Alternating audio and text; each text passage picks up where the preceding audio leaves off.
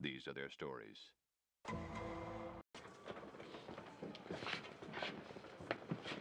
What did you see, Walter? I'm gonna get a deal for this.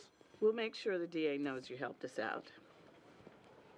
A little after 8, I was making a delivery across the street from where that porn chick got killed. How do you know what building that was? Been in all the papers. So I see this white lady tear down the steps. She runs to the corner, throws something in the trash, runs back, gets into a car, takes off.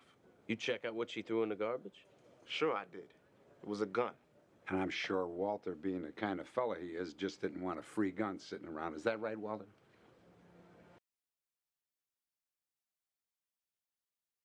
5151 home of the Breakfast Club, Angie Martinez, and that hip-hop and R&B, it's your main man, EmEz, with another edition of the Sunday Sit-Down. And this afternoon, this evening, I have Jaime Lincoln Smith, actor, in the building. Good afternoon. How's everything? What's going on, man? Good afternoon. Thanks for having me. Can't complain. How you been? I've been awesome, brother. Awesome. I've seen you on some TV stuff, some commercials and all that. Have you? Yeah. What would that be?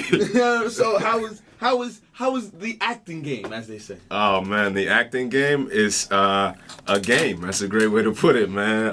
But nah, it's great, man. It's treated me well, brother. I mean, honestly, I've had the best. The last 2.5 years have been the best 2.5 years of my career thus far, man.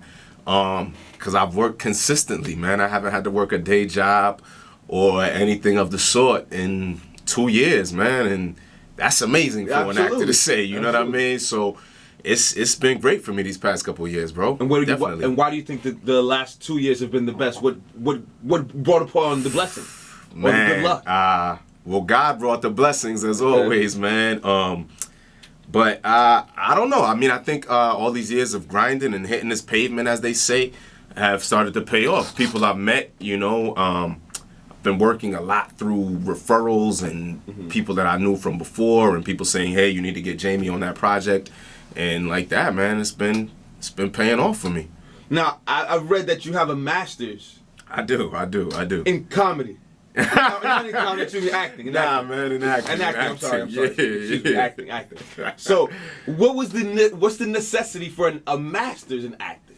What's the necessity? I wouldn't necessarily say there's a necessity. Why did you feel the need to go get one? For me, I wanted to get one because I had never taken an acting class in my life. Okay. Up to that point, I had taken one acting class, actually, from my mentor, rest in peace, Carol Mitchell-Leon. I took her class at Clark, Atlanta. And then at the time, I was kind of, what would I say, arrogant maybe a little bit at the time, and was like, she was like, Jaime, don't you want to go to ERTA? And ERTA is a thing where they have maybe 40 universities that offer graduate acting programs to come and look at you. You audition one time, they come and look at you and bring you in. And I was like, nah, I don't need that, Miss Leon. I'm going straight to New York. I'm going to live with my aunt, and I'm going to blow up, blah-da-da. So, when the year started to end, you know, senior year was ending in college, and I was like, all right, man, maybe I need to do something constructive, you know. So I auditioned for some schools, but it was only a few. None of them accepted me, so I ended up taking a job doing children's theater in Minnesota. And while I was there, Okay. Man, cold out there, bro. Okay, all right. Cold out there. So while I was there, I went and auditioned for ERTA that time. And there were like 6 or 7 schools that wanted to... and invited me to come to their program, so I chose one, and I went. Like I said, I had never studied acting before, and I realized I didn't want to come to New York and have other actors have a step up on me, or know things that I didn't know, or things that I had no clue about. So I wanted to come here fully tooled and ready to go. You think it was beneficial to, would it be beneficial to new actors and up-and-coming actors to go get a master's in acting? Honestly, it all depends. It all depends on, because some new actors, you know, they just need a little bit of experience and then they can just take right off. Some don't. So it really all depends on the individual. And if you have the time to dedicate 3 years to go and study acting. You know, at the time I was a little younger, so I had 3 years at that time. At this time, I don't got 3 years for that. So it all depends, you know? Got you. Yeah. Now, what is your favorite role that you've played? Or your favorite project you've worked on? Let me not just... Favorite project I've worked on. Okay, well, honestly, the favorite project I worked on was one of my most recent projects, which was Marley, and it was a musical about the life of Bob Marley. About that too. Yeah. It was one of my favorite. It was the best theatrical experience I've ever had as far as like doing a play, because I'm from Jamaica. My family's from Jamaica. My father was a Rasta. My mother's from Kingston, you know. Yeah, you done know. A long time with that ball brethren, see? So, you know, I was raised on that music, raised in that lifestyle. So to do a play where I could portray a Jamaican, get to walk around like me, a bad man pan stage the whole time, you know what I mean? Like, it was nothing like it. And I met the character that I played. You know, I played Neville Garrick, which was one of Bob's best friends. Okay. And I got to meet him. Must have been crazy. Amazing. Amazing. The first day he came, well, the director tried to sneak it in the day before, like, oh, Neville's gonna be here tomorrow. So, good to see you guys tomorrow. And I was like, nah, bruh, what you mean he gonna be here tomorrow? So he came and, you know, I was nervous, super nervous, because we were doing a run through. He was gonna see the whole show, and I was like, wow, I've never played somebody that's alive before. And he walked in, and my boy was like, yo, go talk to him. And I was like, all right, dog, chill, just give me a second to gather myself, you know? And we went over there, man, and he was the coolest dude ever. He started telling us stories beyond belief. Those stories must have been. You know what I mean? Herbals came involved, and you know what I'm saying? Right. So it was like, okay, this guy's cool, and all the pressure was gone from there, man. It was awesome experience. Yeah. Did you have to do a lot of research for the character you played in Marley? Yeah, I did. I did as much research as I could. I mean, meeting him was more beneficial than any research I could have found. Absolutely. But I did YouTube. I read books, read articles, anything I could find on him, on Bob Marley, on the story. I called my brother for a ton of stories. My mother. Yeah. So now you also do commercials as well. I do. Now, is the commercial world different, and how so, than acting? Because it's not like you're not acting when you do commercials, but understand, the market must be different. The market is bigger as far as the talent pool.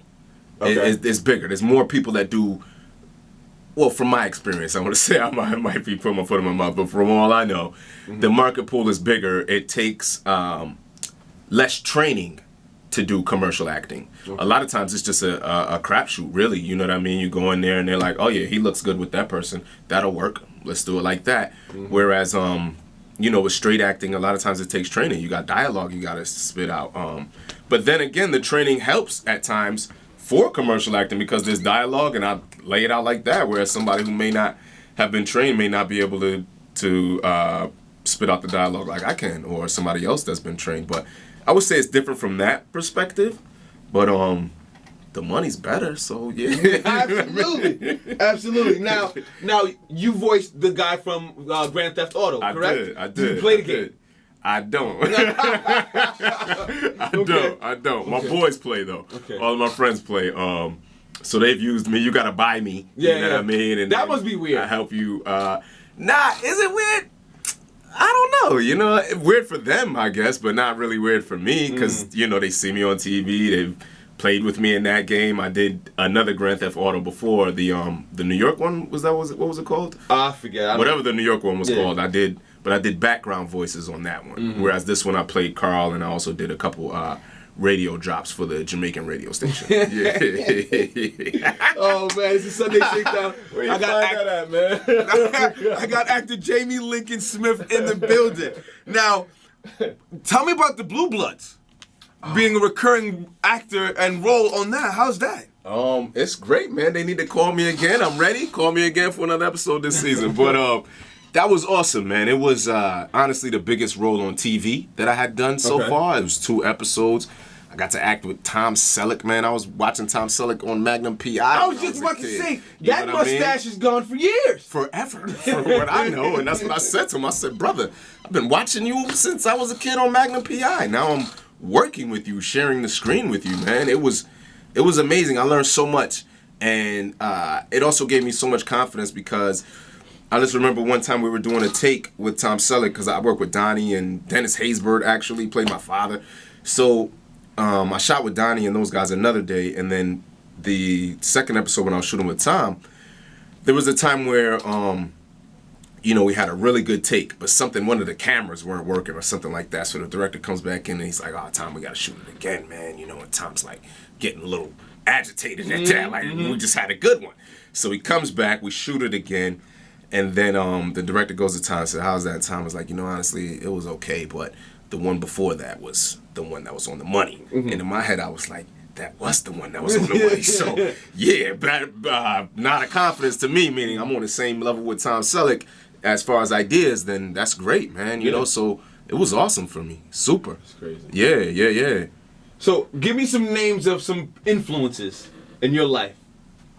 Acting influences? In general, period.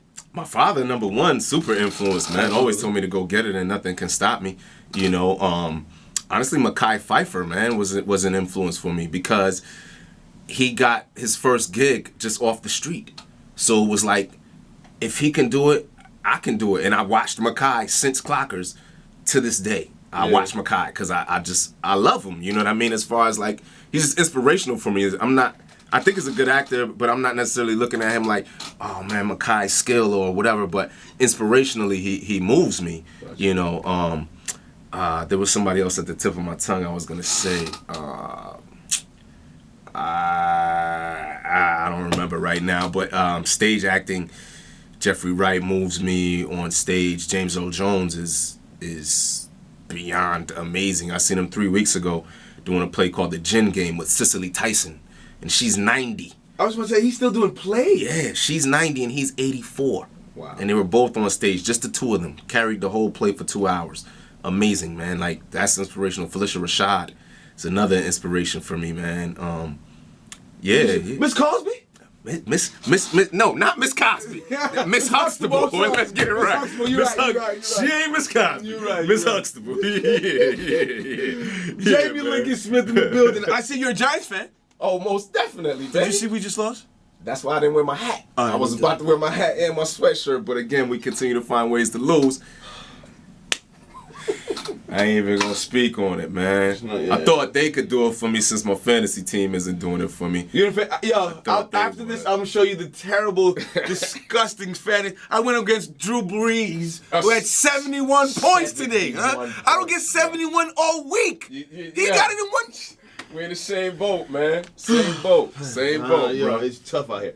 Tell me about the Tupac play you're in. Oh, the Tupac musical, man. I actually sat in that room over there talking to Charlamagne about that when we were doing it. Okay. But the Tupac musical, it was, there's a lot of things about the Tupac musical. There's layers to Pac himself, I can imagine. Yeah. It was amazing because, first of all, it was my first time on Broadway. And you can't beat that. Like, for a stage actor, that's the pinnacle. Mm-hmm. So it was my first time on Broadway. And actually, I didn't like Pac before we did that show. Oh, really? Now, I like Pac as a person because he was a rebel. Mm-hmm. But his music, I was never really digging his music. I'm from Connecticut. I'm East Coast, you know what I mean? I like Biggie, Nas, and I liked a little bit of Pac, but not like that. But we did that play, man, because we workshopped it for 3 years. And after the first workshop, I came home. And I was chilling with my boys, and I was like, yo, man, I think Pac might be up there with Big. And they was like, yo, get out the play, man. You ain't in rehearsal right now. But honestly, after doing that, the brother was deep, man. Pac. New appreciation for him. New appreciation. Pac got bars. Absolutely. Pac got a lot of bars. Yeah. So doing that play, I mean, it was dope. We rapped hip-hop lyrics and told a story through hip-hop lyrics, and hip-hop lyrics that had already been recorded, not something that somebody else wrote strictly for the purposes of a theater piece. But this is, Pac wrote from his heart, and we used it to create theater. So doing that was just amazing all in itself because it had never been done before, at least not with rap music, So doing that was amazing. Just the experience itself. We got to be on Good Morning America. We brought hip-hop to the world, or to a world that hadn't seen it yet. Wished we could have brought it to more people, but for those that saw it, we introduced them to something brand new. Absolutely. Yeah. Now, what else will you be what will you be working on in the future? What does the future hold for Mr. Jaime Lincoln Smith? The future at this time, I'm not exactly sure where I'm gonna land, but most likely it'll be on the TV screen, coming soon to a TV near you pretty soon, within the next year, I would say. But Marley's also in the works for some things happening next year, which I can't really say. But so Marley and TV, man, that's what's next for me. Oh man, yeah. I'm excited just to hear about it. I will be checking it out and I will be supporting. Give me one last thing you would say to an up and coming actor. What would I say to an up-and-coming actor? Some advice. Advice I would give is, 1, know your craft. 2, know your business as far as who is who's directing what, who wrote what, who directed that movie, who's about to direct this movie. And network. Figure out try to know as many people as you can that are doing the same thing that you're doing. Next question. You're in musicals and plays, so that would incline me to ask, are you a singer? Can you really sing? No. Oh, no, man. but I keep getting cast in musicals for some weird reason. But no, I wouldn't call myself a singer. At least not to the public, maybe. But do you at sing the crib. your parts in the roles, right? In the plays, you must sing them. And Marley, I didn't have to maybe sing. you're being humble. You want to be humble? You don't hit it with the humble role now. And Marley, I didn't have to sing it. In the Tupac play, I did have to sing though. Okay. But I can sing. If I'm taught a note, I can hold my note. I can hold my own. But I'm not gonna walk in there and try to, blow down some audition as if I don't know. I have a feeling he's trying to hit me with the humble bar. Well, man. trust me. You can ask the masses, man. They You know. sure? Jaime Lincoln Smith is not a singer. I was They gonna know. ask if he could sing a little something for us, man. No. Sure? No. That's not happening. Oh, man. Jaime Lincoln Smith in the building. Well, you said you're from Connecticut. Yes, indeed. Connecticut has, well, at least with me, it has the bougie, rich connotation, right? Oh, I guess, yeah. And then there's got the real dirty, dingy part of Connecticut that they don't Indeed. really speak of. Indeed. Where do you fall, sir? I fall a little bit. I fall on top of the dirty, dingy, but I definitely ain't in the rich. You know what I mean? I come from a place called Bloomfield, Connecticut. Shout out to Bloomfield. I come from an all-black Jamaican suburb, which we weren't rich. We still had to work and fight for things and do things like that, but we weren't poor either. So that's where I come from. Got you. Now, Yeah. next, weirdest casting read you had to do? Weirdest casting read I had to do. Wow, that's Or the most awkward? awkward. Man, that's a tough question. Awkward, like I didn't like it, or like I was just like, what was that? Like, Awkward in the sense like you walked out and was like, damn, I really just messed that hole up. Or you're sitting in the thing, wasn't this girl in the club with me 2 days ago? Like, give me an awkward oh moment. man, that's a tough question. I could have prepared that one. Let me see. Awkward? I don't know, man. But I know my first audition out of school was a commercial, and I walked in, and there were 30 women in bikinis. See, that would be awkward. Yeah, and I was like, whoa. And I picked up my phone, and I called my boy, and I said, bruh, I picked the right profession. There you go. Dog. I'm in Never the working right a day again. Yeah. Gotcha. Yeah. Now I've seen you on Law and Order. Yeah. Been on there a couple times, too. Okay, this is SVU or criminal No, intent. I was on the regular Law and Order a few times. Oh, okay. And every others, yeah. I used to say with my friends, I think one day I would just like to be just the dead body they found at the beginning of the Law and Orders. That'd be enough for me. I wouldn't say that per se. No, but not a real dead body. But No, what I'm saying is the last time I worked on Law and Order, and I was like the assistant ME. I did a couple episodes as the assistant medical examiner, and the woman who was the dead body was laying, I should say, on the floor in 20-degree weather with fake blood on her, and had to lay there for at least 2 hours, brother, and she was ice cold. Oh, so it's not shivering. as fun as it seems, huh? No, it's not. Not all the time. Okay, well then there goes that dream out the window. No dead Law and Order for me. Good on that. All right, so I got Jaime Lincoln Smith in the building. Thank you for coming by, man. Thanks I appreciate for having you. me, man. Thank you. Give them the Instagrams, the Twitter, how to get in contact with you. And all Oh that man, stuff. you can contact me. You can check out my website for everything that I do and everything that's coming up at JaimeLincolnSmith.com, and that's Jaime spelled like Jaime, Jaime, LincolnSmith.com. You can see me there. You can see me on Facebook, Jaime Lincoln Smith, and you can check me out on Instagram at Mr. J Lincoln Smith. So MRJ Lincoln Smith is my Instagram, and Twitter I'm at J Lincoln Smith. I keep talking to these mics like they about to respond. I'm looking at the mic like, yeah, I said that. I'm supposed to be talking to you. Yeah. But those are my handles. Yeah. Jaime Lincoln Smith, I appreciate you for coming by. I'm gonna be checking up on you I appreciate and it, taking brother. a look and supporting. Thank you, man. Thank Absolutely. you. Thank you for coming by. Thanks for having me. The Sunday sit down, you made man, EmEz. Another example of how easy does it.